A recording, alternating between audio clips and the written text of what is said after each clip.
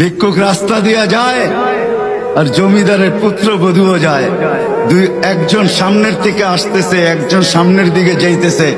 দুইজনের ক্রসিং এর সময় ভিক্ষুকের গায়ের কাদা জমিদারের পুত্রবধূর গায়ে লেগে গেছে। সে দুনিয়া আন্ধার করে ফেলছে, স্বামীকে টাইকা নিয়ে আসছে, বলছে ভিক্ষুক আমার কাপড় নষ্ট করে দিছে। সে শুধু ভিক্ষুক ছিল না, বৃদ্ধ ছিল। বৃদ্ধ ছিল না শুধু, জীর্ণ ছিল, শীর্ণ ছিল, শরীরে কাপড় ছিল না, ফাটা চিরা কাপড় ছিল, পায়ে জুতা ছিল না, পেটে ভাত ছিল না। জমিদারের পুত্র সইতে পারে নাই, যৌবনী শক্তি সয় তো সয় কি কইরা। তার স্ত্রীর গায়ে ভিক্ষুকের কাদা, বস সমগ্র শক্তিকে হাতে জমা করা, একত্র করা বৃদ্ধের গালে বসায়। বৃদ্ধ কিচ্ছু বলে নাই, শুধু উপরের দিকে তাকায় দুই তিনটা শব্দ উচ্চারণ করছেন।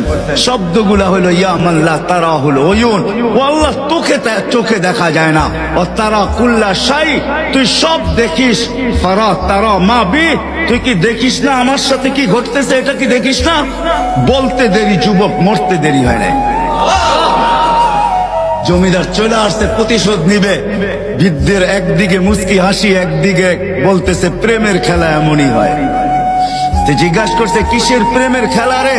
বলছে ওর প্রেমিকার গায়ে আমার কাদা লাগছে, পায়ের কাদা লাগছে, ও সইতে পারে নাই। যৌবনী শক্তি দিয়ে আমার বৃদ্ধ গালে বসায় দিছে। আমাকেও একজন ভালোবাসে, সেও সইতে পারে না, সেও সইতে পারে না। ও তো থাপ্পড় দিয়া খেলতো, সে জান নিয়ে নিছে, জান।